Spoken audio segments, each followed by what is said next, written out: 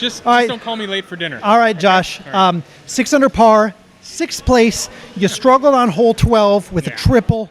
Take us through that hole in particular. Well, that hole with the sand trap, I mean, you get the grains of sand on the hole, or around the cup, makes it more difficult. My first shot was decent. My second shot clipped a grain of sand, shot the ball left, and then I grazed the hole right on my third shot, and then I just bad putt on my fourth. It was basically like a 4-putt. On a green, it was just a bad hole for me. So yeah. Are you one of those people? I'm going to scoot over in just a little bit. You're fine. Who can kind of remember every shot that you take? Because you just kind of took me through a little tour there. Really, only on the bad ones. Honestly, I have a really good way of getting rid of bad information. Okay. And bad experiences. I tend to. I don't know if you've ever heard what Tiger Woods' father told him. I don't live by this mantra, but it's something similar. Like, you hit a bad shot, you've got 15 seconds to relive it. Sure. And deal with it, move on. So I tend to take that on the course, whether it's a real golf course or here.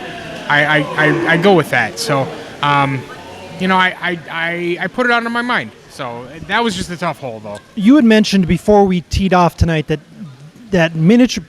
Putt Craft is helping your golf game. Yeah. Talk about that. So I golf regularly with my wife specifically too. I try to get out at least once a week, if not more. We've been out once already this year before the cold weather hit us again.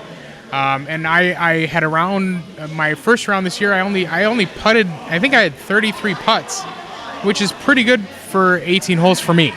I sunk a 40-footer. I sunk a couple, 6, 8, 10-footers, which, I attribute it to Putt Craft because I'm gauging speed, I'm gauging distance, I'm gauging, slope to a degree depending on the courses we play. It's really helping a lot. So it makes it more fun. And there's some pressure involved here. And when you go on the course, there's not as much pressure. Exactly. So yeah. When you're here, it's oh man, I'm one stroke out of the top 5 like I was today. I was 2 strokes out, but had I not dropped 5 on hole 12, I'd be in the top 5. Sure. But yeah, there is that pressure where you're watching the leaderboard, you're seeing who's in front of you. Okay, this next hole, can I make up a stroke? Mm-hmm. Number 1.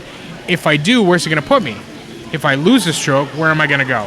So, that was in my mind, especially for the last 4 holes. RJ was right in front of me. He was a stroke in front of me.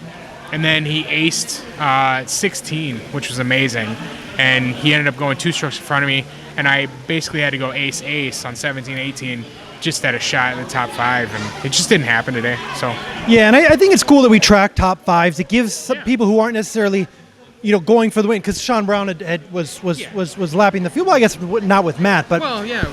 But you hear that, golfers? Come to Putt Craft. Improve your golf game. Yeah. Makes sense. Yeah, you make up more stroke. You put more. You hit more strokes on a green on a real golf course than any other place on the golf course. If you can go from 3 putting to 2 putting, you've obviously made up 18 strokes in a round. That's huge. That helps. Guys are tracking their handicaps. They're tracking how many putts, obviously, but it makes the game more fun. If you can shoot a 90 versus 100. Makes the game more fun. Exactly. Yeah, I'd rather go out there and shoot an 89 one day, or the chance at an 89 than a 102. It just makes it more fun. So, well, thank you, Josh. Congratulations on your 6th place finish.